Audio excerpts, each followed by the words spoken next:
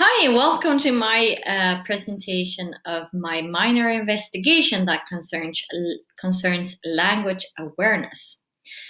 Before this presentation takes off, I just want to let you know that I actually did another investigation prior to this one.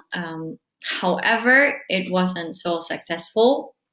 I couldn't really relate my data to the course literature, so I had the opportunity to revisit Poly Upper Secondary School to carry out another investigation. And here it comes. So, the background and context. I had 31 students in upper secondary school that study social science. They are 15 and 16 years old.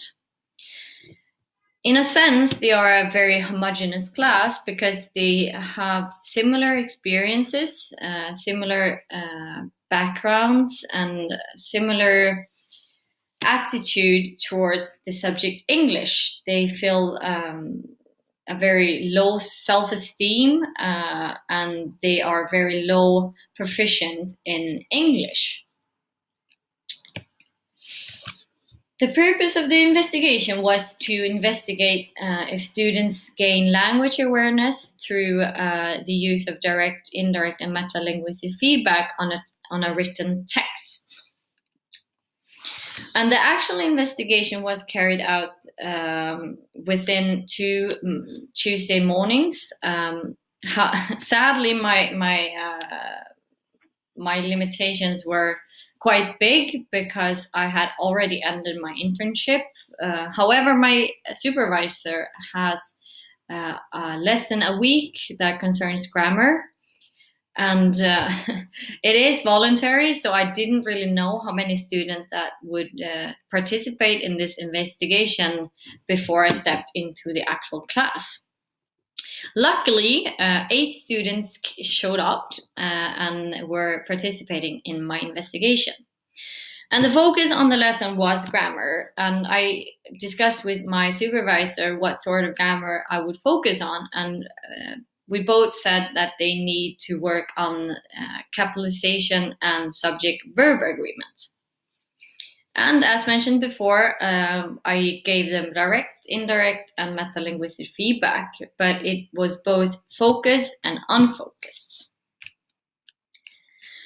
And Rod Ellis has written a topology of how to give corrective feedback on written text and on linguistic errors. And according to him, there are 3 alternatives. One where you give direct corrective feedback, and it means that the teacher simply gives the right answer to the student. And the second one is indirect corrective feedback, where the teacher indicates what is wrong or that there is an error, but the teacher doesn't provide the student with the correct answer.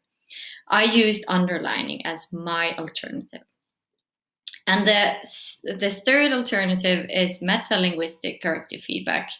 And that means that the teacher gives a clue or a hint using a special meta-linguistic language on what the actual error might be.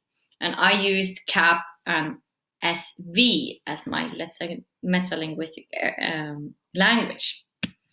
So the procedure was that during the lesson I had the first Tuesday, I talked about capitalization and subject-verb agreement, what that means. They also got an exercise on capitalization and subject-verb agreement. And I also found it very important for them to know what meta-linguistic feedback means. So I went through what sort of language I would use when I gave them feedback.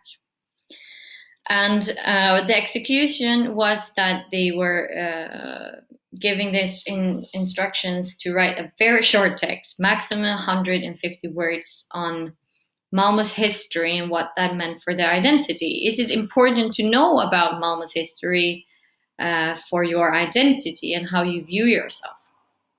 And the second instruction was for them to revise the text, read my comments, revise the text, and then hand it in again.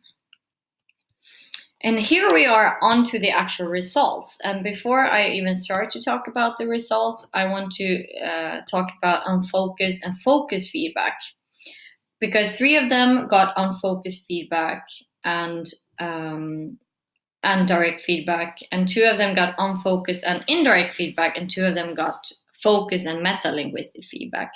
And unfocused feedback means that you don't, as a teacher, you don't only give them feedback on the actual errors that you've talked about. You give them feedback on any error. And this is the result of that. This student has many errors on capitalization, but there is also other errors. And I simply gave them the right answer, and all of the comments I gave them were acted upon. However, this particular student didn't have any subject-verb disagreement. And the second example is from a student that got unfocused indirect feedback. And as I said before, I used underlining. However, that didn't work to do in this particular program. And here as well, errors more than just capitalization and subject-verb errors. And I simply just underlined them. Sadly, I didn't really receive the revised paper from the 2 students that did get this sort of feedback. And it might be due to the fact that my comments were unclear or unengaging, or due to the fact that they didn't show up the second Tuesday because the attendance was voluntary. So I can't really analyze that, sadly. However, the third example is from a student that got focused meta-linguistic feedback. So I only commented on the 2 students' errors, which were capitalization or subject-verb agreement or disagreement. And this student had many errors when it came to capitalization and subject-verb agreement. And the students, both of the students, or all of the 3 of the students did act upon my comments. However, this particular student, I did get the opportunity to talk with him in class, and he wanted to get more feedback on all of his errors. However, I only gave him feedback, written feedback on the actual errors that we've talked about during the class. So what did the students think about this way of working with a text? And I got the opportunity to talk with them in class. And one of the students who got direct feedback said that I always forget to capitalize I as in jag, but I learned now to remember it. And otherwise, he didn't really felt that he gained so much from writing that short text, and he didn't really like the topic, so he didn't feel engaged to write those sort of texts. However, the other person I talked with said that I did learn more about subject-verb agreement, and he did get the meta-linguistic feedback.